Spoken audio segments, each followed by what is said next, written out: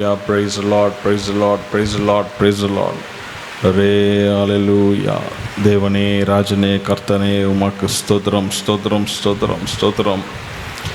தேவாதி தேவன், ராஜாதி ராஜனுமாகிய கர்த்தாதி கர்த்தரே, உமக்கே ஸ்தோத்திரம், ஸ்தோத்திரம், ஸ்தோத்திரம், ஸ்தோத்திரம். ஹல்லேலூயா, ஹல்லேலூயா. ஆதியும் அந்தமுமானவரே, அல்ஃபா ஒமேகானவரே, உமக்கே ஸ்தோத்திரம், ஸ்தோத்திரம், ஸ்தோத்திரம், ஸ்தோத்திரம், ஸ்தோத்திரம். Hallelujah, hallelujah, hallelujah, hallelujah, hallelujah. Stotram, stotram, stotram. Hallelujah, hallelujah. Stotram, stotram. நன்றி நன்றி நன்றி நன்றி செலுத்துகிறோம் அப்பா. மாக்கே ஸ்தோத்திரம், கோடான கோடி ஸ்தோத்திரங்களை ஏறெடுக்கிறோம். Hallelujah, hallelujah, hallelujah. Praise the Lord, praise the Lord. கர்த்தருக்கு ஸ்தோத்திரம். அன்பின் பரலோக பிதாவே, இந்த அருமையான நல்ல மாலை வேளைக்காய் நன்றி செலுத்துகிறோம்.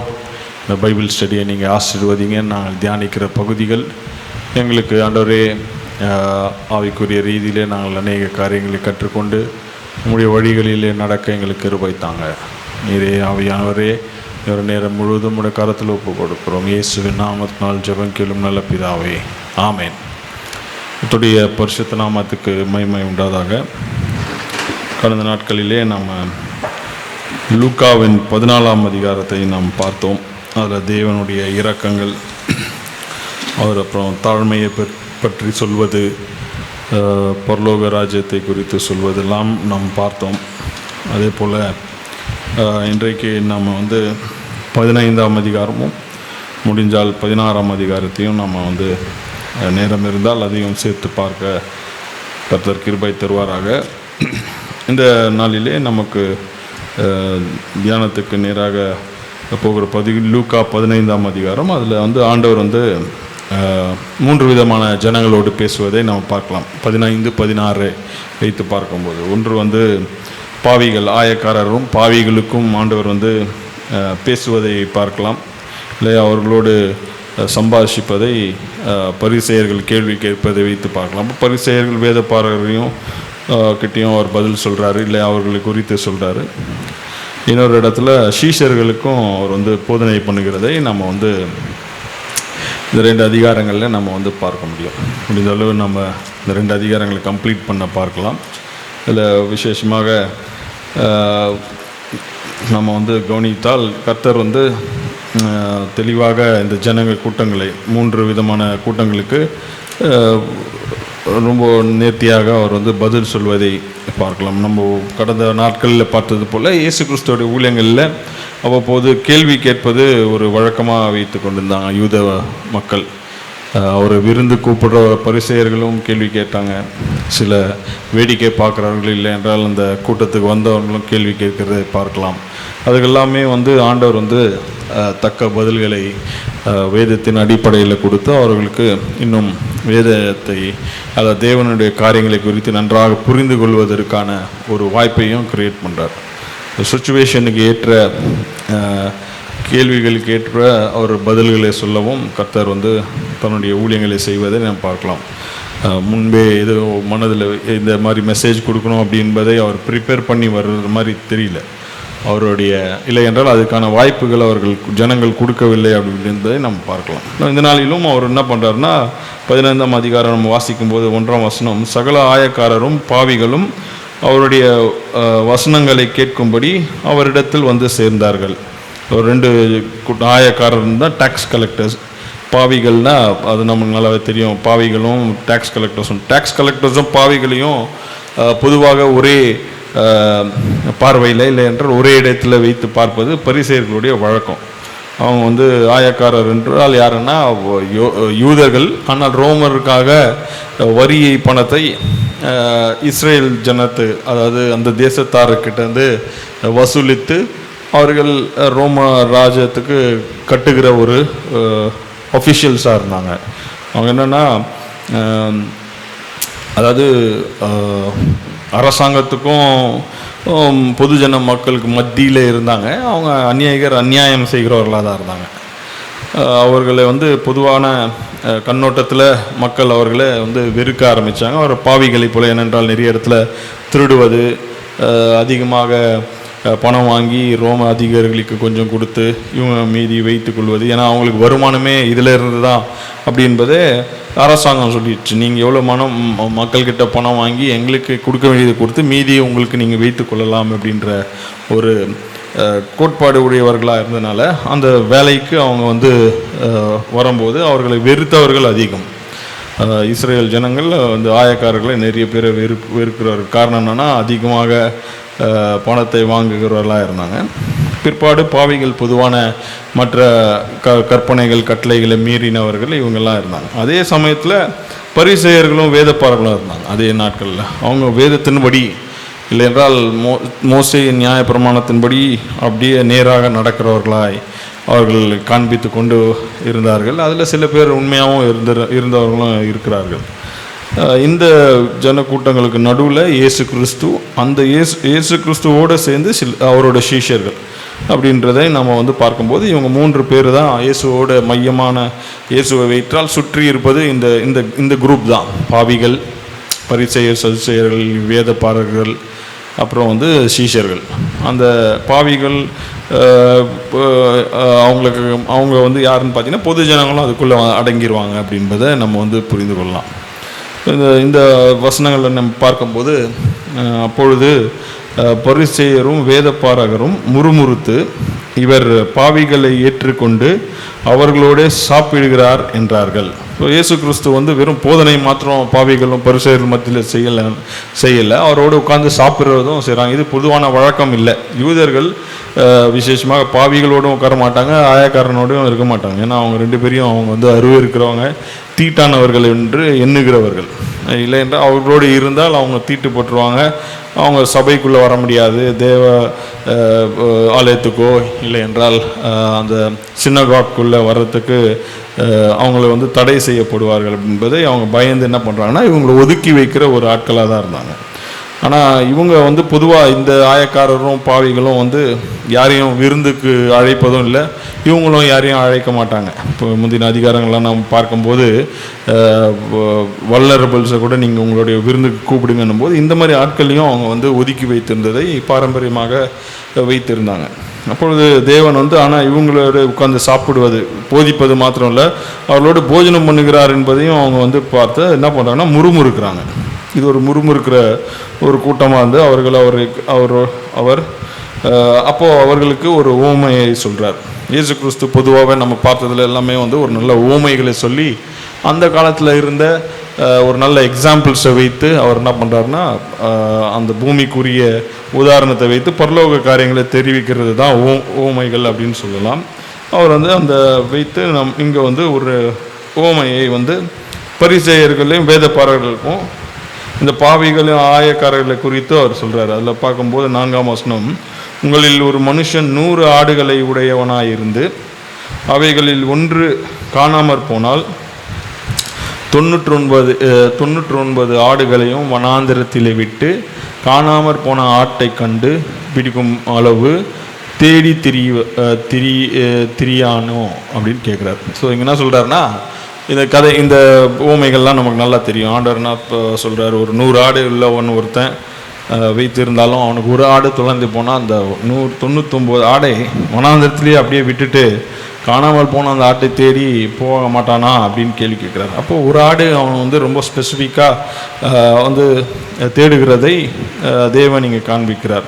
இல்லை என்றால் இந்த 99 ஆடு மேலே அவர் வந்து அங்கே அதாவது பாதுகாப்பாக இருப்பது, அதனால் வந்து காணாமல் போனது ரொம்ப முக்கியம் அப்படின்னு சொல்லி தேடி போகிறதை குறித்து அவர் வந்து ஸ்பெசிஃபிக்காக சொல்லும்போது அப்போ என்ன சொல்கிறாருன்னா 5ஆம் வசனத்தில், கண்டுபிடித்த பின்பு அவன் சந்தோஷத்தோடு அதை தன் தோளின் மேல் போட்டுக்கொண்டு வீட்டுக்கு வந்து சிநேகிதரையும் அயலானரையும் கூட வரவழைத்து காணாமற் போன என் ஆட்டை கண்டுபிடித்தேன், என்னோட கூட சந்தோஷப்படுங்கள் என்பான் அல்லவா அப்படின்னு சொல்லி ஆண்டவர் சொல்கிறார். ஸோ அங்கே அதாவது ஒரு ஓமையாக சொல்கிறாரு, ஆனால் அந்த ஜனங்களையே இன்வால்வ் பண்ணுறாரு. நீங்கள் ஒரு 100 ஆடு வைத்திருந்தால் அதில் ஒரு ஆடு தொலைந்து போயிருந்தாலும் அந்த ஒரு ஆட்டுக்காக நீங்கள் என்ன பண்ணி 99 ஆடை வனாந்திரத்தில் விட்டு அந்த ஆடை கண்டுபிடித்த பிறகு சந்தோஷத்தோடு நீ என்ன பண்ணுற, தோளில் போட்டு அதை வீட்டுக்கு கொண்டு வந்த பிறகு நீ என்ன பண்ணுறன்னா அந்த சந்தோஷத்தை மற்றவங்களோடு பகிர்ந்து கொள்கிற அப்படின்னு சொல்கிற. அது எப்படின்னா, நீ வந்து அயலானக்கிட்டையும் என்னுடைய ஸ்நேகிதர்களையும் நீங்கள் கூப்பிட்டு என்ன பண்ணுற, அவங்களுக்கு வந்து இந்த காரியத்தை அறிவிக்கிற அப்படின்னு சொல்லி என்னோட சந்தோஷப்படுங்கள் என்பது சொல்கிறீங்களே அப்படின்னு அவர் வந்து அவர்கிட்ட கேட்குறாரு. அதுபோல தான் பரலோகத்திலையும் நடக்குது அப்படின்பதே சொல்கிறார். 7ஆம் வசனத்தில் அதுபோல் மனம் திரும்ப அவசியமில்லாத 99 நீதிமான்களை குறித்து சந்தோஷம் உண்டாகிறதை பார்க்கிலும் மனம் திரும்புகிற ஒரே பாவியின் நிமித்தம் பரலோகத்தில் மிகுந்த சந்தோஷம் உண்டாயிருக்கும் என்று உங்களுக்கு சொல்லுகிறேன் அப்படின்னு சொல்கிறார். ஆண்டவர் என்ன சொல்கிறாருன்னா, இதை வந்து பரலோகத்துக்குரிய காரியத்தை வைத்து ஒரு ஒப்பனையாக சொல்கிறார். அதாவது நமக்கு பூமியில் நடக்கிற காரியங்களை நமக்கு மாத்திரம் தெரிஞ்சாலும் அதை பூமியில் இருக்கிற அந்த உதாரணத்தை வைத்து பரலோகத்தில் என்ன நடக்குது, ஒரு பாவி மனம் திரும்பினால் அவனை எப்படி வந்து அங்கே கொண்டாடுறாங்க அப்படின்னு பார்த்தீங்கன்னா, மனம் திரும்ப அவசியமில்லாத 99 நீதிமான்களை குறித்து சந்தோஷம் உண்டாயிருக்கிறதை பார்க்கிலும், அதாவது சந்தோஷம் இருக்குது, இந்த 99 பேர் சந்தோஷம் ரட்சிக்கப்பட்டாங்க நீதிமானாக இருக்கிறாங்க அப்படின்றதுக்கான சந்தோஷம் இருந்தாலும் அதை காட்டிலும் மிகப்பெரிய சந்தோஷம் எங்கே இருக்குன்னா, காணாமல் போன அதாவது பாவி ஒருத்தன் வந்து ரட்சிக்கப்படுகிறான் அப்படின்பதை கண்டு சந்தோஷம் பரலோகத்தில் உண்டாகும் அப்படின்னு சொல்கிறார். இந்த காணாமல் போன இந்த ஆடை குறித்து எங்கே சொல்கிறாருன்னு பார்த்தீங்கன்னா, இது வெளியே வயல்வெளியில் இல்லை என்றால் ஆடு மேய்க்க கொண்டு போகும்போது அவுட்டோரில் நடக்கிற ஒரு சம்பவத்தை குறிக்கிறார். இன்னொரு காரியத்தை அதிலேயே இன்னொன்று சொல்கிறாரு. 8ஆம் வசனத்தை வாசிக்கும்போது, அன்றியும் ஒரு ஸ்திரீ 10 வெள்ளிக்காசை உடையவளாக இருந்து அதில் 1 வெள்ளிக்காசு காணாமற் போனால் விளக்கை கொளுத்தி வீட்டை பெருக்கி அதை கண்டுபிடிக்கிற வரைக்கும் ஜாக்கிரதையாக தேடாமல் இருப்பாளோ அப்படின்னு சொல்கிறார். 100 ஆடு அங்கே சொன்னார். இங்கே வந்து வீட்டுக்குள்ளேயே இன்டோரில் வீட்டுக்குள்ளேயே ஒரு வெள்ளிக்காசு தொலைந்து போகுது. 10 வெள்ளிக்காசு வைத்திருக்கிற ஒரு ஸ்திரீ 1 வெள்ளிக்காசுக்காக என்ன பண்ணுறாங்கன்னா, விளக்கை கொளுத்தி வீட்டை பெருக்கி அதுக்கப்புறம் கண்டுபிடிக்கிறவருக்கும் ஜாக்கிரதையாக தேடுறாங்க. அதே போல் தான் அதை எங்கே ஒப்பனையாக வைக்கிறாருன்னா, பரலோகத்திலையும் அதே போல் மனம் திரும்புகிற ஒரு பாவியின் நிமித்தம் தேவனுடைய தூதருக்கு முன்பாக சந்தோஷம் உண்டாகிறது என்று உங்களுக்கு சொல்கிறேன் என்றார். ஒரு ஆக்டிவிட்டி அவுட்டோரில், இன்னொரு காரியம் வந்து இன்டோரில். அதாவது வீட்டுக்குள்ளேயே யூதர்களுக்குள்ளே காணாமல் போனவர்களையும் தேவன் தேடுகிறார் அப்படின்பதை காட்டுறாரு. ஆடையை வைத்து சொல்கிறாரு. இன்னொன்று வந்து வீட்டுக்குள்ளே அதாவது வெளியில் இருக்கிறவங்க வந்து பொது ஜனங்கள் அப்படின்னு நம்ம சொல்லலாம், பாவிகள் இல்லை என்றால் இஸ்ரவேலர் அல்லாதவர்களுக்காக சொல்லப்பட்ட ஒரு காரியமாக நம்ம எடுத்துக்கலாம். ஆனால் இன்னொன்று வீட்டுக்குள்ளேயே தொலைந்து போகிறாங்க. அநேகர் வந்து வெளியே தொலைந்து போகிறது ஒரு விதமாக இருந்தாலும் வெளியே இருக்கிறவர்கள் பாவங்களாக இருக்கிறது அது பெரிய காரியம் இல்லை. ஆனால் வீட்டுக்குள்ளேயே, அதாவது கர்த்தருக்குள்ளேயே இருப்பாங்க, சபைக்குள்ளே இருப்பாங்க, எல்லாமே இருந்தாலுமே தேவனை விட்டு தூரமாக இருப்பாங்க, அவங்க தொலைந்து போயிருப்பாங்க. அவர்களையும் என்ன பண்ணுறாங்கன்னா, அந்த ஸ்திரீ வந்து வீட்டுக்குள்ளே இருக்கனால அது அப்படியே இருந்துட்டோம், எப்போ வேணால் நம்ம கிடைக்கும் அப்படின்னு நினைக்கல. 10 வெள்ளிக்காசில் 9 இருந்தாலுமே அந்த ஒன்றுக்காக என்ன பண்ணுறாங்கன்னா பிரயாசப்படுறாங்க அப்படின்பதை இங்கே காட்டுறாரு. அந்த அம்மா வந்து என்ன பண்ணுறாங்க, விளக்கை ஏற்றி வீட்டை பெருக்கி அதுக்கப்புறம் வந்து ரொம்ப ஜாக்கிரதையாக அதை தேடுவதை நம்ம வந்து இந்த வசனங்களில் பார்க்கும்போது அந்த அம்மாவை வந்து அவங்க ஒரு உழைப்பை அந்த ஒரு வெள்ளிக்காசுக்காக வைக்கிறதை காட்டுறாங்க. அதே போல் தான் ஆண்டவர் என்ன சொல்கிறேன்னா, பரலோகத்தில் இருக்கிறவர்களும் இதே போல தான் ஒரு வீட்டுக்குள்ளேயே தேவனுடைய ஆலயத்திலேயே இல்லை என்றால் தேவ பிள்ளையாக எண்ணப்படுகிறவன் காணாமற் போனாலும் தேவனை விட்டு தூரமாக போனாலும் அவனை தேவன் என்ன பண்ணுறாருன்னா தேட, அவனையும் அந்த கண்டுபிடிக்க கர்த்தர் வந்து நிறைய முயற்சிகளை எடுக்கிறதை நம்ம வந்து பார்க்கலாம். அந்த கண்டுபிடித்த அந்த அம்மாவை என்ன பண்ணுறான்னா, தன் சிநேகிதர்களையும் அயலான் வீட்டுக்காரரையும் கூட்டு வரவழைத்து காணாமற் போன வெள்ளிக்காசை கண்டுபிடித்தேன், என்னோட கூட சந்தோஷப்படுங்கள் என்பாள் அல்லவா அப்படின்னு சொல்கிறார். ஸோ மகிழ்ச்சியை குறித்து சொல்கிறாங்க. கெட்டு போகிறவங்க ரட்சிப்பு எவ்வளோ முக்கியம் அப்படின்பதே தேவன் சொல்கிறார். பூமியில் நீங்கள் அதை குறித்து பெருசாக கொண்டாடுறீங்களோ இல்லையோ, பரலோகத்தில் அதுதான் மிகப்பெரிய மகிழ்ச்சி அப்படி என்பதை நம்ம பார்க்கலாம். நான் என்ன யோசித்தேன்னா, நம்ம நிறைய பர்த்டேஸு, நிறைய மேரேஜ் டேஸ், வெட்டிங் ஆனிவர்சரிஸ் இதெல்லாம் வந்து நம்ம சர்ச்சில் கொண்டாடினாலும் பரலோகத்தில் ஒரு கொண்டாட்டம் எப்போ இருக்கும்னா, நம்ம சபையில் வந்து மனம் திரும்பி ஞானஸ்தானம் பெறுகிறவர்கள் நிமித்தம் பரலோகத்தில் கொண்டாட்டங்கள் நிறைய இருக்கும் அப்படின்பதை ஆண்டவர் சொல்கிறார். அதுதான் அவங்களுக்கு ஒரு பெரிய ஃபெஸ்டிவலாக இருக்கும் அப்படின்பதை இந்த காரியங்களை நான் வாசிக்கும் போது நான் யோசித்து கொண்டு இருந்தேன். ஏன்னா அவங்களுக்கு வந்து அது ஒரு மன மகிழ்ச்சியை தருது. காணாமல் போனால் கண்டுபிடித்தேன் அப்படின்றத வந்து அவங்க வந்து சந்தோஷத்தோடு மற்றவங்களுக்கு தன் அயலானுக்கும் தன் சிநேகிதர்களுக்கும் சொல்லி, 2 இதுலேயும் அவுட்டோர்லேயும் நடந்தாலும் சரி, வெளியே நடந்தாலும் அந்த காணாமல் போனாலும் அதுக்குன்ற முயற்சி எடுத்து செய்து அதை பிற்பாடு அவர் தான் செய்கிறார். முயற்சியெல்லாம் அந்த ஒரே ஆள் தான் செய்கிற மாதிரி நமக்கு தெரியுது. ஆனாலும் சந்தோஷத்தை பகிர்ந்து கொள்கிறாங்க அப்படின்றதை பார்க்கலாம். அதே போல் தான் இன்றைக்கு ரட்சிப்பும் பரலோகத்தில் அதிக ஒரு கொண்டாட்டமாக இருக்குது. நிறைய நம்ம கிறிஸ்தவர்கள்லாம் வந்து ரட்சிப்புனாலே மறந்து போயிடுறோம். கர்த்தர் என்ன சொல்கிறாருன்னா, ரட்சிக்கிற அதாவது எது சொல்கிறாருன்னா,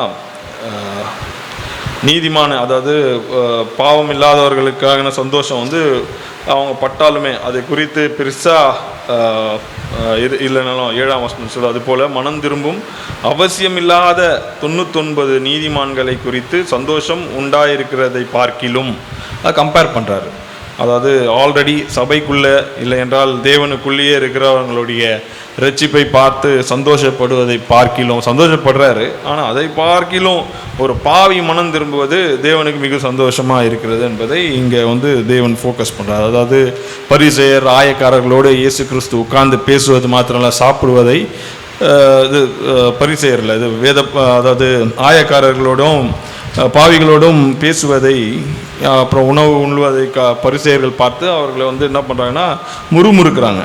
அப்போது தேவன் என்ன சொல்கிறாருன்னா, ஒருவேளை நீங்கள் உத்தமர்களாக இருக்கிறீங்க, பாவியம் இல்லாமல் இருக்கிறீங்களோ, உங்களோட பார்க்கிலும் இவங்க ரட்சிப்பு அடைகிறதை தான் அதிகமாக நாங்கள் விரும்புகிறோம் அப்படின்பதை கர்த்தர் சொல்கிறார்.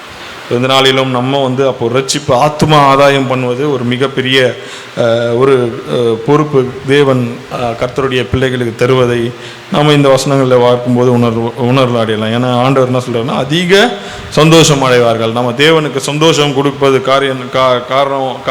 காரணங்கள் என்னெல்லாம் இருக்கும் அப்படின்னு பார்த்தீங்கன்னா, மிகப்பெரிய ஒன்று பாவிகளே தேவனுக்கு முன்பாக வந்து அவங்க மனம் திரும்பி ரட்சிக்கப்படுவது. ஸோ நம்ம அந்த பணிகளை நம்ம வந்து இன்வால்வ் பண்ணி செய்யணும்.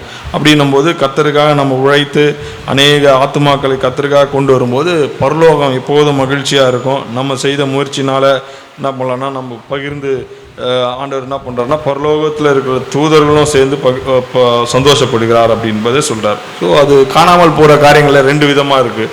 ஒன்று, வெளியே காணாமல் போகிறார்கள், அவர்களுக்கும் அதே முயற்சி தான் ஆண்டவர் எடுக்கிறாரு, அதே காரியங்களை எடுக்கிறாரு. இதை வந்து நம்ம இங்கேருந்து பார்க்கும்போது எப்படி சொல்லலாம் அப்படின்னா, ஆயக்காரர்களும் பாவிகளுக்காக சொல்கிற ஆட்டை கதையை நம்ம எடுத்துக்கலாம்.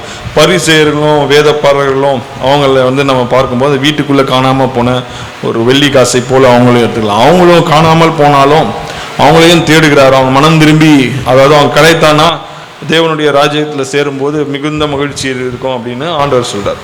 அதையே இன்னொரு நெக்ஸ்ட் லெவலில் அவர் இன்னும் புரிதலாக வந்து என்ன பண்ணுறாருன்னா, ஒரு ஓமையை சொல்கிறார். எல்லாருக்கும் நமக்கு தெரியும். 11ஆம் வசனத்துக்கு மேலே நம்ம வாசிக்கும் போது, பின்னும் அவர் சொன்னது,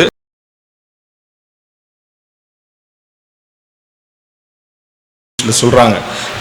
அதாவது கெட்ட குமாரன் அப்படின்றது தலைப்பில் நம்மளுக்கு கொடுக்குறாங்க. ஆனால் நான் இந்த ஓமையை வந்து 2 குமாரர்கள் அப்படின்ற ஒரு தலைப்பில் சொல்லலாம் அப்படின்னு பாருங்க. 2 குமாரர்கள் பற்றியும் இருக்குது. அண்ணனும் இருக்கார், தம்பியும் இருக்கிறாரு.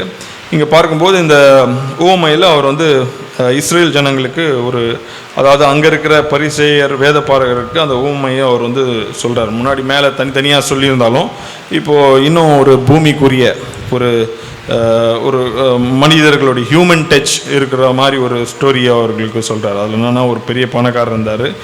அவருக்கு அதாவது நீங்கள் வாசித்தீங்கன்னா 12ஆம் வசனம், அவர்களின் இளையவன் தகப்பனை நோக்கி, தகப்பனே, ஆஸ்தியில் எனக்கு வரும் பங்கை எனக்கு தர வேண்டும் என்றான். அந்தபடி அவன் அவர்களுக்கு தன் ஆஸ்தியை பங்கிட்டு கொடுத்தான் அப்படின்பதை நாம் பார்க்கலாம். ஸோ 2 குமாரர்கள் இருக்காங்க. அந்த 2 குமாரில் இளைய குமாரன் வந்து தன்னுடைய அப்பா கிட்ட தன்னுடைய ஆஸ்தியை கேட்குறான். அவன் வந்து உரிமையாக தன் தகப்பன் இடத்துல கேட்டு வாங்குறான். அதாவது ஒன்று என்னன்னு சொல்கிறாங்கன்னா, அவன் அந்த வயதுக்கு வரலை, இல்லை என்றால் அவங்க தகப்பன் வந்து கொடுக்குற நேரம் வரலை அப்படின்பதை இருந்தாலுமே இந்த 2வது மகன் வந்து ஃபோர்ஸ்ஃபுல்லாக பெற்றுக்கொள்வதை பார்க்கலாம். அவன் என்ன பண்ணுறான்னா, இந்த பணத்தை வாங்கி அந்த பங்கை வாங்கி தேவனை விட்டு, அதாவது தன் தகப்பனை விட்டு தூரமாக போயிடுறான். அவன் ஒரு அவுட்டோர், அதாவது வெளியே சென்று விடுகிறான் என்பதை நம்ம பார்க்கலாம். அவன் என்ன பண்ணுறான் அப்படின்பதெல்லாம் விளக்கமாக சொல்கிறார். சில நாட்களுக்கு பின்பு இளைய மகன் எல்லாவற்றையும் சேர்த்து கொண்டு தூரத்துக்கு தூர தேசத்துக்கு புறப்பட்டு போய் அங்கே துன்மார்க்கமாய் ஜீவனம் பண்ணி தன் ஆஸ்தியை அழித்து போட்டான் அப்படின்னு சொல்கிறார். இந்த வசனங்களை வாசிக்கும் போது நம்ம என்ன புரிஞ்சு கொள்ளலாம்னா, ஒரு அப்பாவுக்கு 2 பிள்ளைகள் இருக்காங்க. 2 பிள்ளையில் இளைய மகன் என்ன பண்ணுறான்னா, தன் தகப்பன் இடத்துல தன் சொத்தை, அவனுக்கு வர வேண்டிய அந்த பங்கை அவனுடைய குறித்த நாளுக்கு முன்பதாகவே வாங்கி கொண்டு அவன் என்ன பண்ணுறான், விட்டு போகிறான். சில நாட்களுக்கு பின்பு அவன் என்ன பண்ணுறான்னா, அவனுக்கு கொடுக்கப்பட்டது எல்லாத்தையும் சேர்த்து கொண்டு தூர தேசத்துக்கு, அவனுடைய தகப்பன் வீட்டை காட்டிலும் தூரமாய் சென்றான். தேவனை விட்டு தூரமாய் செல்வதை போல சொல்கிறார் ஆண்டவரிங்க. புறப்பட்டு போய் அங்கே துன்மார்க்கமாக வாழ்கிறான். அவன் வாழ்கிற வாழ்க்கையும் துன்மார்க்கமாக இருக்குது. ஜீவனம் அங்கே துன்மார்க்கமாக ஜீவனம் பண்ணி தன் ஆஸ்தியை அழித்து போட்டான். அவன் கொடுக்கப்பட்டிருக்க அந்த ஆஸ்தியை என்ன பண்ணுறான்னா அழித்து போடுகிறான். அதாவது தேவனை விட்டு தூரமாக போய் தேவன் கொடுத்த ஒரு நல்ல ரட்சிப்பையும் இல்லை என்றால் தேவன் கொடுத்த நல்ல தாளந்துகள் எல்லாம் என்ன பண்ணுறான், விற்று போடுகிறான் அப்படின்பதை நம்ம புரிந்து கொள்ளலாம். கர்த்தருடைய சமூகத்தை விட்டு தூரம் போகிற ஒரு கூட்டத்தையும் இங்கே காட்டுறார். நான் எல்லாவற்றையும் அவன் செலவழித்த பின்பு அந்த தேசத்திலே கொடிய பஞ்சம் உண்டாயிற்று. அப்போது அவன் படத் தொடங்கினான் அப்படின்னு சொல்லி கர்த்தர் சொல்கிறார். அதாவது அவன் எப்போ அந்த குறைவுபட தொடங்கினான் அப்படின்னு பார்த்தீங்கன்னா, அங்கே பஞ்சம் உண்டாகும்போது. அது வரைக்கும் அவன் ஏதாவது வாங்கி தின்னு இருப்பான். அவன்கிட்ட பணம் இல்லைனாலும் ஏதோ ஒன்று உழைத்தோ இல்லை என்றால் கடையில் ஏதோ கடன் வாங்கியோ ஏதோ அவன் புழைத்திருக்கலாம். ஆனால் ஒரு நாள் வருகிறது அப்படி பார்த்தீங்கன்னா, ஒரு பஞ்ச காலம் வருது. அந்த பஞ்சத்தின் நிமித்தம் அவனுக்கு என்னன்னா, அப்போது தான் அவனுக்கு குறைவு பட தொடங்கியது அப்படின்னு சொல்கிறார். ஒரு பஞ்சமும் வருது. அவன் எல்லாவற்றையும் செலவும் செய்கிறான், அழித்து போடுகிறான். அவன் அதாவது துன்மார்க்கமாய் வாழ்கிறான். எல்லாமே பண்ணாலுமே ஒரு பஞ்சம் அவனை அவனுடைய நிலைமையை காண்பிக்கிறது.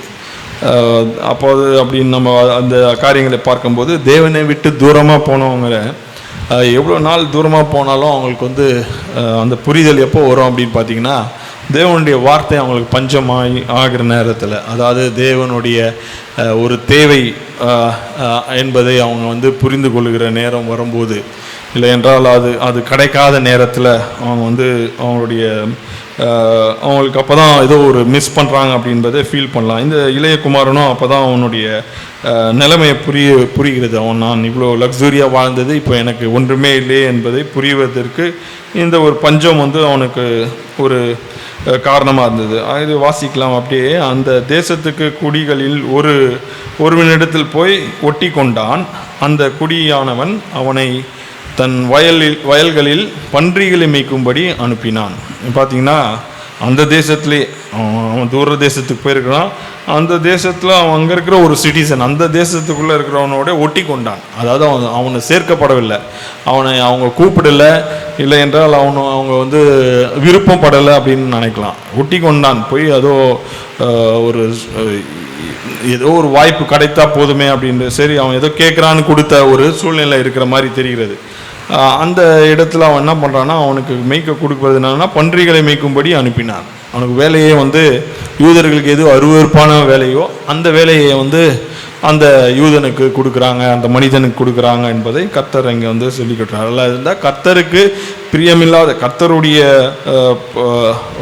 கர்த்தரோடு வாழ்ந்த அந்த நாட்களிலிருந்து பிரிந்து தூரமாய் போகும்போது அவர்களுக்கு கொடுக்குற வேலைகள் கர்த்தருக்கு பிரியமில்லாத வேலையை கொடுக்கிறதை நம்ம பார்க்கலாம்.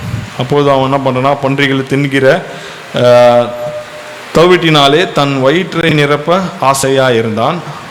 ஒருவனும் அதை அவனுக்கு கொடுக்கவில்லை. நல்லா பார்த்தீங்கன்னா, அவன் தவிட்டு தின்னல, ஆக்சுவலி தின்ன ஆசையாக தான் இருந்தான். அட்லீஸ்ட் அதாவது கிடைக்குமானா அது கூட ஒருத்தனும் கொடுக்கவில்லை அப்படின்னு சொல்லி சொல்கிறான். இவனுடைய நிலைமை ரொம்ப பரிதாபமாக இருக்குது. இந்த 2வது மகனுடைய நிலைமை, அவங்க அப்பா கிட்ட ஆஸ்தியும் வாங்கிட்டான், எல்லாத்தையும் வாங்கி செலவாடிச்சிட்டான். துன்மார்க்கம் அவனுடைய லைஃப்பில் பாவ காரியங்கள் அதிகமாக வந்துருச்சு. அவனுடைய குணாதிசயங்கள் மாறி போயிடுச்சு. அப்புறம் அவன் பஞ்சத்தில் மாட்டிக்கிட்டான். அவனுடைய காரியங்கள்லாம் குறையதை பார்க்குறான். அவனுக்கு பிரியம் இல்லாதது, இல்லை என்றால் கர்த்தருக்கு அவனுடைய பிறந்த நாட்கள்ல இருந்து அருவருப்பு என்று சொல்லப்பட்ட அந்த தொழிலை செய்ய அவனை அனுப்புகிறாங்க. அந்த அந்த தொழிலில் வருகிற அந்த உணவையாவது சாப்பிடலான்னு பார்த்தா அது கூட அவனுக்கு யாரும் கொடுக்கல அப்படின்பதை நம்ம பார்க்குறோம். ரொம்ப அவலமான ஒரு நிலையில் இருந்த அந்த மனிதனை ஆண்டவர் வந்து சுற்றி காட்டுறார். இது யாரை குறிக்கிறது அப்படின்னு பார்த்தீங்கன்னா, அங்கே இருக்கிற ஆயக்காரனையும் பாவிகளையும் ஆண்டவர் வந்து சொல்கிறதை வந்து நம்ம ஒப்பனையாக அவர் வந்து சொல்வதை நம்ம வந்து புரிந்து கொள்ளலாம். ஆயக்காரனும் பாவிகளும் இப்படி தான் இருந்தாங்க. அவங்க வந்து தேவனோடு இருந்தாங்க, ஆனால் வந்து அவங்க வந்து தூரமாக விட்டு போயிட்டாங்க. அவங்க வந்து அந்நிய தவறான காரியங்களை செய்கிறாங்க, தேவனுக்கு அருவருப்பான காரியங்களை செய்கிறாங்க அப்படின்னு சொல்கிறார். ஆனால் அவங்களுக்கு ஒரு நேரம் வருது, அவனுக்கு புத்தி தெளிந்த போது அவன் தன் தகப்பனுடைய கூலிக்காரர் எத்தனையோ பேருக்கு பூர்த்தியான சாப்பாடு இருக்கிறது, நானோ பசியினால் சாகிறேன் அப்படின்ட்டு சொல்லி அந்த உணர்வு அவனுக்கு வருகிறது. இது போல தான் ஒருவேளை நான் இங்கே இயேசு கிறிஸ்து வந்து என்ன சொல்கிறாருன்னா, அவங்களுக்கு ஒரு உணர்வு வருது, என்னை பார்த்தோன்னே அவங்களுக்கு உணர்வு வந்திருக்கும் அப்படின்னு சொல்கிற இந்த பாவிகளும் வந்து தேவனுடைய வார்த்தையை கேட்க வருகிறார் என்பது ஒரு உணர்வு அடைந்திருக்காங்க. நான் ஒரு பாவ ஜீவியத்தில் வாழ்கிறேன், அநியாயமாக சம்பாதிக்கிறேன், என்னுடைய காரியங்கள்லாம் கர்த்தருக்கு விரோதமாக இருக்குது என்பதை குறித்து அவங்க மனம் திரும்பி தேவனுடைய சன்னிதானத்துக்கு வந்து அமர்ந்து தேவனுடைய வார்த்தையை கேட்கிற ஒரு தருணத்தில் இருக்கிறதை எங்கள் காட்டுறார் ஆண்டவர். அவன் வந்து ஒப்பனையாக அந்த மனிதர்களுக்கு சொல்வதை நாம் பார்க்கணும். அப்போது அவன் என்ன பண்ணுறான்னா, அவன் எழுந்து நான் என் தகப்பன் வீட்டிற்கு போய் தகப்பனை பார்த்து என்ன சொல்கிறாருன்னா, தகப்பனே, பரத்துக்கும் விரோதமாகவும் உமக்கு முன்பாகவும் பாவம் செய்தேன் அப்படின்னு சொல்கிறார். இந்த மகன் வந்து ஒரு மனம் திரும்புதல் வருகிறது. அவன் சொல்கிறான்னா, தேவனுக்கு விரோதமாகவும் உமக்கு முன்பாகவும் பாவம் செய்தேன்னு சொல்லி ஒரு அறிக்கை இடுகிற அந்த சூழ்நிலையில் வரான். ஆனால் நான் எப்படி இருப்பேன்னா, குமாரனாக இல்லை, இனிமேல் நான் ஒரு கூலிக்காரனாகவே இருந்துடுறேன். ஏன்னா என்னுடைய ஆஸ்தி எல்லாமே நான் வாங்கிட்டேன். என்னுடைய பங்கு தகப்பன் மகன் என்ற அந்த உறவு இருக்கிற ஒரு பந்தத்தை நான் அறுத்து விட்டேன். அதற்கு தேவையான எல்லா காரியங்களும், லீகல் காரியங்கள் எல்லாவற்றையும் நான் வாங்கிட்டேன். இனிமேல் நான் எங்கள் அப்பா கிட்ட மகன் என்ற ஸ்தானத்துக்கு நான் போக முடியாது அப்படின்றது அவன் உணர்ந்து கொண்டு என்ன பண்ணுறான்னா, நான் பாவியாக அதாவது கூலிக்காரனாக நான் போக நான் மனதாக இருக்கிறேன்னு சொல்லி இந்த அதிகாரத்தை வாசிக்கும் போது நீங்கள் பார்த்தீங்கன்னா, கடைசியாக அவன் எழுந்து புறப்பட்டு தன் தகப்பன் வீட்டிற்கு வந்தான். அப்போ தூரத்தில் வரும்போதே அவனுடைய தகப்பன் அவனை கண்டு மனதுருகி ஓடி அவன் கழுத்தை கட்டி கொண்டு அவனை முத்தம் செய்தார் அப்படின்னு சொல்கிறாங்க. இங்கே தகப்பனுடைய அன்பை வந்து, அதாவது தேவனுடைய அன்பு, தேவன் ஒரு பாவி மனம் திரும்புவதை எப்படி விரும்புகிறார் அப்படி என்பதை வந்து மிகுந்த ஒரு நல்ல ஒரு கதையாக சொல்லப்பட்டிருக்கு. அங்கே தகப்பன் இருந்தால் என்ன பண்ணுறாருன்னா, பல வருடங்களாக இருக்கலாம், எத்தனையோ நாட்களாக இருக்கலாம், அந்த மகன் வந்து பிரிந்து போயிருந்தாலும் தகப்பன் அவன் மகன் என்பதை மறந்து போகவில்லை. தகப்பனுக்கும் மகனுக்கும் இருந்த உறவை அவன் முறித்து கொண்டு அதற்கு ஒரு உதாரணமாக தங்களுடைய ஆஸ்தி எல்லாவற்றையும், அவனுக்கு வர வேண்டிய பங்கு, அதாவது தகப்பன் வீட்டில் இனிமேல் அவனுக்கு ஒரு பங்கே இல்லை அப்படின்ற ஒரு நிலைமையில் இருந்தாலுமே அந்த தகப்பன் வந்து அந்த பிள்ளைக்காக ஏங்கி இருப்பதை இங்கே கர்த்தர் காட்டுறார். அதாவது பரலோகத்தில் இருக்கிற தேவன் ஒரு பாவியை ரட்சிக்கப்படுவதற்கு அவன் திரும்பி வருவான் என்பதை எவ்வளோ ஏக்கமாக இருப்பதை இந்த ஓமையில் ஆண்டவர் வந்து தெரிவிக்கிறார். அவர் வந்து ஜன்னல் வழியாக இருந்து என்ன பண்ணுறாருன்னா, அவன் வருவதை பார்த்தோன்னே அவனுடைய தகப்பன் அவனை கண்டு மனதுருகிறார், ஓடி அவன் கழுத்தை கட்டி கொண்டு அவனை முத்தம் செய்தான் அப்படின்னு சொல்லி நாம் பார்க்கும்போதே அவருக்கு ஒரு மனதுருக்கம் வந்திருக்கு. அப்படின்னும் போது அந்த இளைய மகன் வந்து என்ன மோசமான நிலைமையில் இருந்திருப்பான் அப்படின்பதை நம்ம வந்து புரிந்து கொள்ளலாம். ஸோ அப்போ குமாரன் தகப்பனை நோக்கி என்ன பண்ணுறாருன்னா, ஒரு ஜெபம் பண்ணுற, தகப்பனே, பரத்துக்கு விரோதமாகவும் உமக்கு முன்பாகவும் பாவம் செய்தேன், இனிமேல் உம்முடைய குமாரன் என்று சொல்லப்படுவதற்கு நான் பாத்திரன் அல்ல என்று சொன்னான். பாவம் செய்ததுக்கு காரணம்னா, நான் வந்து எனக்குரிய எல்லா காரியங்களையும் நான் பிரித்து எடுத்துட்டேன். அதனால் எனக்குமே உங்களுக்குமே அந்த தகப்பன் மகன் என்ற அந்த உறவு முறிஞ்சு போயிடுச்சு, நான் பாவம் செய்துட்டேன், அதனால் வந்து என்னை மன்னிங்க அப்படின்னு சொல்கிறார். அப்போது தகப்பன் என்ன சொல்கிறாருன்னா, அவனுக்கு பதில் சொல்லாமல் அவங்களோட வேலைக்காரருக்கு சொல்கிறார், நீங்கள் போய் உயர்ந்த வஸ்திரத்தை கொண்டு வந்து அவனுக்கு உடுத்தி அவன் கைக்கு மோதிரத்தையும் கால்களுக்கு பாதரட்சையும் போடுங்கள் அப்படின்னு சொல்கிறார். ஸோ இந்த 3 காரியங்களை வந்து இந்த மகன் வந்து இழந்ததை நம்ம பார்க்கலாம். ஒன்று என்னன்னா, வஸ்திரம், ஒரு நல்ல ஒரு உயர்ந்த வஸ்திரம், ரட்சிப்பு என்ற வஸ்திரத்தை இழந்தான். இன்னொன்று வந்து கைக்கு மோதிரம் என்பது அவனுடைய அத்தாரிட்டி காட்டும். அவனும் வந்து தகப்பனுடைய மகன் அப்படி என்பது அந்த அந்த அந்த அந்த வீட்டின் பிள்ளை என்பதை காண்பிக்கிறதுக்கு மோதிரம் ஒரு மிகப்பெரிய ஒரு காரியம். அது பாதரட்சைகள்னால் தன்னுடைய நடத்தைகள்லாம் சுத்தமாக இருக்க அதனுடைய வழிகளில், அதாவது வேதம் கூட சொல்லலாம் நம்முடைய பாதைக்கு அது தீபமாக இருக்கிறது என்பதை சொல்லலாம். இந்த 3 காரியத்தையும் அந்த தகப்பன் வந்து தன்னுடைய இளைய மகன் இழந்ததை பார்த்து திரும்பவும் கொடுக்குறார். ரட்சிப்பின் அடையாளங்களை கொடுக்குறார், உயர்ந்த வஸ்திரத்தை கொடுக்குறாரு, நல்ல ஒரு மோதிரத்தை தராரு, பிற்பாடு அவனுக்கு வந்து பாதரட்சியம் தரார். இது 3மே அவனுக்கு கொடுத்தா பார்க்குறவங்களாம் என்ன நினைப்பாங்கன்னா, கண்டிப்பாக இவன் வந்து இந்த எஜமானுடைய மகன் என்பதை அவங்க புரிந்து கொள்வாங்க. ஏனென்றால் அவருக்கு தேவையான எல்லா காரியங்களும் உண்டு. வரும்போது அவன் இது இல்லாமல் வரும்போது அநேக வேலைக்காரர்கள் ஒருவேளை அவனை கண்டுபிடிக்காமல் இருந்திருக்கலாம். இவன் யார், இவ்வளோ பெரிய பணக்காரனுக்கு இந்த மாதிரி ஒரு பையன் இருப்பானா அப்படின்பதை அவங்க வந்து சந்தேகப்பட்டிருக்கலாம், அவங்களுக்கு தெரியாமலும் இருந்திருக்கலாம். ஆனால் அந்த தகப்பன் வந்து தூரத்துலேருந்து பார்த்து தன் மகனுடைய பாடி லாங்குவேஜை வைத்தே கண்டுபிடிச்சிருந்திருப்பார். அவனுக்கு உயர்ந்த நல்ல வஸ்திரத்தோடு போயிருப்பான், மோதிரங்கள் பாதரட்சைகள் எல்லாத்தோட போயிருந்தாலும் அதெல்லாம் இழந்து வந்தவர்களுக்கு திருப்பி அவர் வந்து கொடுக்கறது மாத்திரம் இல்லை, அவனோட பாவி ஒரு மகன் திரும்ப வந்ததுனால அவர் என்ன பண்ணுறாருன்னா கொழுத்த கன்றை கொண்டு வந்து அடியுங்கள் என்று சொல்கிறார். இது பார்க்கும்போது ஒரு கெட்ட குமாரன், இல்லை என்றால் கெட்டு போனவன் மனம் திரும்பி நான் சாதாரணமான ஒரு ஆள், தேவனுக்கு நான் பிள்ளையாக இல்லை என்றாலும் தேவனுடைய வீட்டில் ஒரு வேலைக்காரனாக இருக்க விரும்புகிறேன் என்ற மனம் திரும்புதலோடு வருகிற ஒவ்வொரு பாவியும் ஆண்டவர் என்ன பண்ணுறாருன்னா கட்டி தழுவி தன்னுடைய மகனை போல் அவர் என்ன பண்ணுறாருன்னா மகனுடைய ஸ்தானத்தில் அவருக்கு கொடுக்க வேண்டிய எல்லா காரியங்களும் கொடுக்குறாரு.